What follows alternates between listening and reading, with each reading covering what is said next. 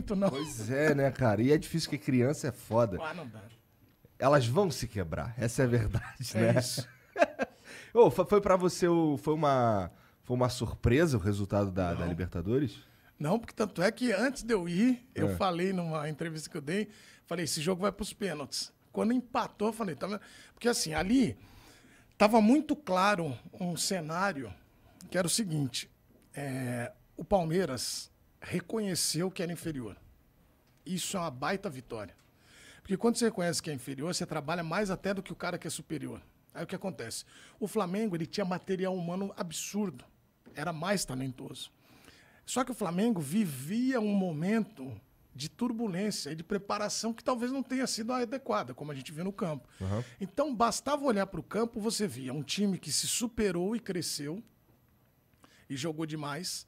O Flamengo, que precisava se organizar para ter esse retorno, tanto é que quando organizou um pouquinho, fez o gol de empate, depois desorganizou de novo. Então, você tinha ali, e aí os detalhes iam decidir muito, porque o respeito é muito grande entre Palmeiras e Flamengo. Mesmo o Palmeiras tendo... o Flamengo é melhor, mas o Palmeiras está no melhor momento. O Palmeiras tem uns resultados muito foda, E né? mais, né, cara? Eu acho que o futebol... eu vou enfrentar o Flamengo. O Flamengo certamente pensou isso. Não. Vou pegar o O Palmeiras. flamenguista, com certeza. Não. Eu passei 2 meses falando que a gente ia ser campeão. Pô. E eu tava lá em Montevidéu, eu só via flamenguista falando, campeão, quanto vai ser 3-0, 3-2-0. E, claro, isso faz parte do torcedor e tem que ter isso também. Mas o campo, eu acho que o Renato deixou um pouquinho a desejar na condução, porque você olhava o campo, você via 5... Se alguém me perguntar daqui a 10 anos como é que foi o jogo, eu vou resumir numa frase. Foi o jogo de um time organizado contra um desorganizado.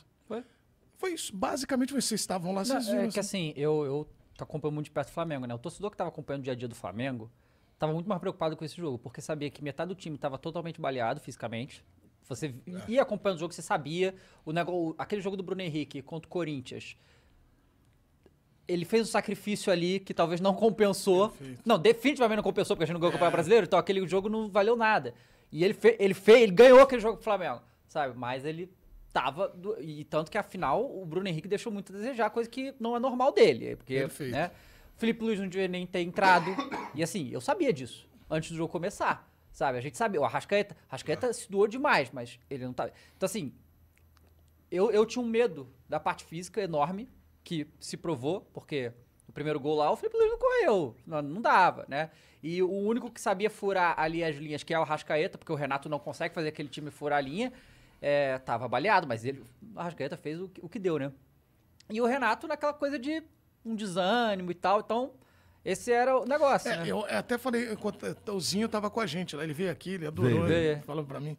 E ele tava Aí eu falei, eu gosto muito, muito de conversar com os ex-jogadores, muito. Tanto é que eu tenho uma amizade muito grande com eles, com os jogadores também. Porque eu acho que a gente tem que olhar e respeitar muito a trajetória desses caras, porque eles vão te oferecer uma visão que você não tem. Eu nunca bati pênalti no Maracanã lotado, eu nunca fui campeão, nunca perdi título. Esses caras têm. E aí, quando me perguntam até, como é que você enxerga eles trabalhando? Eu acho muito bom, porque eles vêm com isso e a gente pode oferecer o quê? A nossa comunicação, a dinâmica de entrega de material no produto e, um casamento perfeito. Aí eu falei, Zinho, sabe o que eu tô achando, cara? O vestiário do Flamengo vai ser ruim de lidar. Aí ele falou, por quê? Eu falei, não é polêmica, nada. Como é que você trabalha o vestiário? Minha opinião. Eu sou o Abel. Eu entro no vestiário, é uma delícia, cara. Por quê? Todo mundo falando que o Flamengo ia ganhar. Tem a motivação.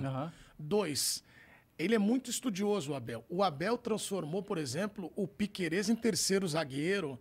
Depois ele tira o Gustavo Scarpa, põe de lateral, faz facão. O Veiga contou pra gente lá nos bastidores do Bola de Prata todos os detalhes de trabalho do cara. Então o cara enxergou, ele olhou o adversário e falou, opa, tecnicamente meu time, se não é melhor, tá ali perto, mas o deles é reconhecidamente melhor, então vou trabalhar isso. E você tinha então você tinha a parte motivacional linda para você trabalhar, que tá todo mundo falando, e a tática, ele foi para cima. O Renato, ele entrava no vestiário, era assim, vai ser de quanto? Porque ele ouvia dos caras de fora, não no vestiário. Eu tenho certeza que os caras trabalharam muito. Eu acho que muito mais do vestiário que pegou foi essa parte de desgaste físico, muscular. Não que os caras entraram com soberba. Tanto é que eles entraram à vera, mesmo que o Gabigol correu muito. Sim. Os caras jogaram para valer. O Andreas Pereira sentiu muito, porque aquilo ali foi um erro do cara, que eu acho que não deveria só ficar marcado o futebol, é difícil por isso, mas acaba acontecendo. E aí o Renato também tinha a polêmica do jogo anterior. Do Grêmio lá, né? O Abel também tinha, porque eu tenho um amigo palmeirense que falou assim, foi campeão, mas não rebaixou o São Paulo. Pô, o que deixa o cara ser campeão? Porra, caralho. Vai pensar isso, mas o palmeirense é assim, o torcedor é assim, tem que ser. Só que o Abel veio pro vestiário também carregando isso. Acho que eu tô tomando porrada no Brasileiro, agora eles vão ver. O Renato, ele sentiu o jogo contra o Grêmio, porque ali começaram a falar, ainda acho que injustamente, sobre a questão ética da pessoa, que eu acho que é uma coisa que, pô, ninguém pode provar ali. Mas assim, isso aí, cara, é muito sério. Se uma coisa dessa for comprovar, é muito sério, mas isso é coisa de torcedor, tá ligado? Claro. Você não pode fazer uma acusação dessa, sabe qual é? Então, só que você pode ter certeza que entrou no vestiário, ele com o Renato abatido, pô.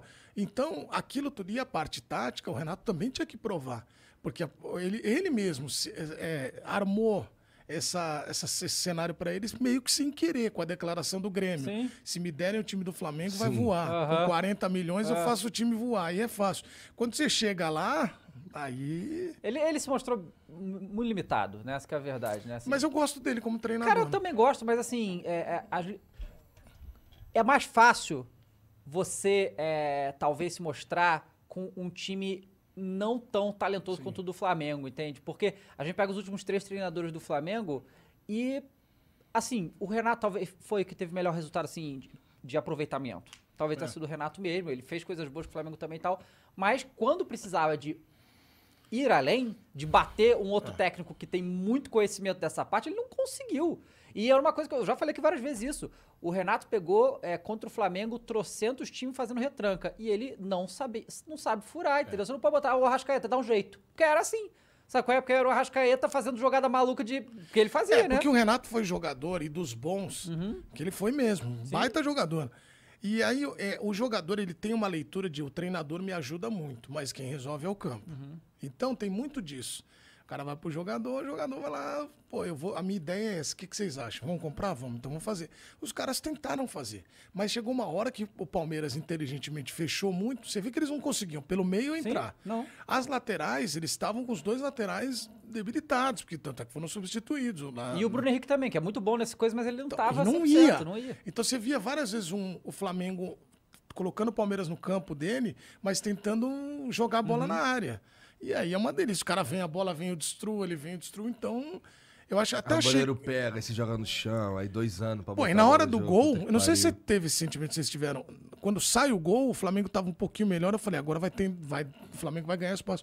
O Flamengo não, fez o gol e começou a... Não tá cansado também, né? Eles cansaram. E isso é outra coisa também que o Abel fez muito bem, né? Porque chegou ali no segundo tempo, foi prorrogação e... os times cansaram, né? E ele tirou o Veiga, tirou o Dudu, que não deviam estar aguentando mais. Assim, em qualquer situação normal, você tira 2 jogadores desse nível, você vai botar outros que... E o Veiga batedor de pênalti oficial. Exato. Você tira os caras... ele tirou mais, né? Todo mundo que tá cansado. E bota uns outros que não são do mesmo nível... E você imaginar, vai enfraquecer, não enfraqueceu nada. Eles continuaram, todo mundo sabia o que tinha que fazer lá, se mantiver... O Davidson, é o que eu falo, o Davidson não entrou pra fazer o gol, ele entrou pra segurar a bola no ataque. Esse que era a função do que o Abel botou, ele acabou. Mas sabe, o Davidson veio aqui, eu adoro o Davidson. Davidson...